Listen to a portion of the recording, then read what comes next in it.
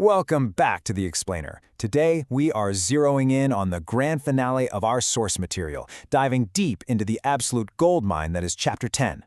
Look, if you're an executive leader or maybe sitting on a board, consider this your ultimate strategic blueprint for navigating this wild new era of artificial intelligence. We are standing right at this massive inflection point, and Chapter 10 lays out exactly what the new regulatory frontier demands from you and your departments. We're going to unpack this final chapter together, so by the time we wrap up, you'll walk away with a crystal clear, actionable vision of your organizational mandate. Right out of the gate, Chapter 10 hits us with a stark reality check. And I mean, it doesn't pull any punches. The era of ungoverned AI experimentation, it is officially over. The days of casual, under-the-radar, siloed AI deployment are totally done. I mean, think back to just a year or two ago. It was kind of a Wild West, wasn't it?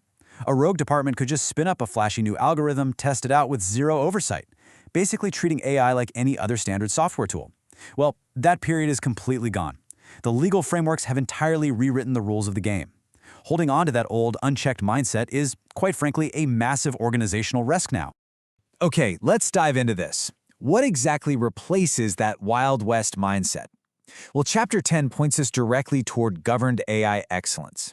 We are pivoting away from that chaotic experimentation and moving into a future where AI deployment is incredibly disciplined, totally transparent, and fully accountable.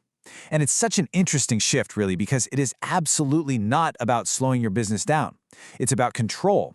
Once you lock in this level of excellence, AI stops being this unpredictable, scary liability. Instead, it transforms into a highly trusted organizational capability. And at the end of the day, that trust is exactly what creates real, sustainable value for your customers, your employees, and your shareholders. Which brings us to a concept from Chapter 10 that completely flips the script on a word that usually makes executives groan. Yeah, you guessed it. Compliance. Look, compliance is not a destination. You don't just check a box, dust off your hands, and say, awesome, we're done. It is a continuous, evolving journey. But the real takeaway here? The organizations that are going to absolutely crush it view governance not as some frustrating legal roadblock, but as the literal foundation that makes sustainable innovation possible. Compliance isn't the brakes on your car.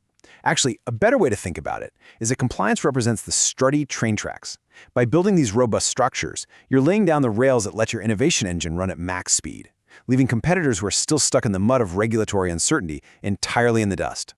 So how do we actually build those tracks? Well, Chapter 10 highlights a crucial organizational imperative. Early AI programs, they usually lived in departmental silos. Maybe marketing bought a generative text tool or IT spun up an isolated server in the basement. The wake-up call here is that this fragmented, piecemeal approach simply will not survive this inflection point. AI governance is absolutely not the responsibility of one single department anymore. It is a full-blown, enterprise-wide discipline. It demands coordinated action, shared accountability, and serious sustained investment. Those old silos? They have to be torn down to make way for cross-functional governance structures that are anchored right at the board level. And this brilliantly illustrates how Chapter 10 maps the whole thing out across the entire organization. It proves that every single executive leader has a very distinct, mandatory role in this unified defense. It's not just one team's headache anymore. Suddenly, legal is on the hook for regulatory mapping and enforcement readiness. HR? They're spearheading bias audits and shaping an AI ethical workplace culture. Marketing is taking charge of AI disclosure to maintain customer trust. Meanwhile, finance is governing AI and lending decisions and locking down record retention, while IT secures the infrastructure and runs the AI system of record. And smack in the middle of it all, leadership. Your job is to set the tone, allocate the resources, and hold the entire organization accountable. Literally, no one gets to sit this out. To make all of this a reality, Chapter 10 translates these responsibilities into an immediate, actionable battle plan. First up, begin the inventory. You have to know exactly what AI systems are running in your company right now. 2. Establish that governance committee. 3. Invest heavily in your compliance infrastructure. 4. Train the workforce. Everyone needs to know the new rules of the road. 5. Renegotiate those vendor contracts. And 6. Embed impact assessments directly into your development lifecycle from day one. Boom.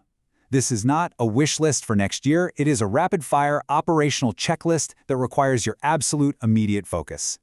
So, the crucial point is, why the massive rush to get all of this done? Well, because the EU AI Act is active right now, Today, this isn't just some vague legislative proposal bouncing around in a committee somewhere. One of the most comprehensive regulatory frameworks for artificial intelligence on the planet is already in full effect. If your organization operates globally or even just grazes the European market, the clock isn't just ticking, the alarm is literally ringing. The sheer urgency laid out in Chapter 10 absolutely cannot be overstated. And hey, for those hyper-focused on the U.S. landscape, Chapter 10 circles a very specific, very important date, January 1, 2027. That is the enforcement deadline for the Colorado Automated Decision-Making Technology Act. Now I hear you, 2027 might sound like it's a comfortably long way off, right? It's super easy to just push that to the back burner. But let's be real. In the world of enterprise-wide technology deployment, complex auditing, and massive organizational restructuring, 2027 is right around the corner. To actually meet that enforcement deadline, the foundational phases of your governance program, the inventory, the committees, the infrastructure, they have to start today. There is zero time to waste. All of which leaves us with this final, truly provocative question. Straight from the closing pages of Chapter 10, will you lead your industry or merely follow? The mandate we've just unpacked isn't about doing the hard work just because some law tells you to. It's about doing it because it is fundamentally the right way to build a resilient organization, one that can actually be trusted with the incredible, transformative power of artificial intelligence. The organizations that step up and act with courage and conviction today, those are the ones that will earn deep stakeholder trust, and they are the ones that will define the future of responsible AI. The choice is entirely yours. Thanks so much for joining me for this explainer,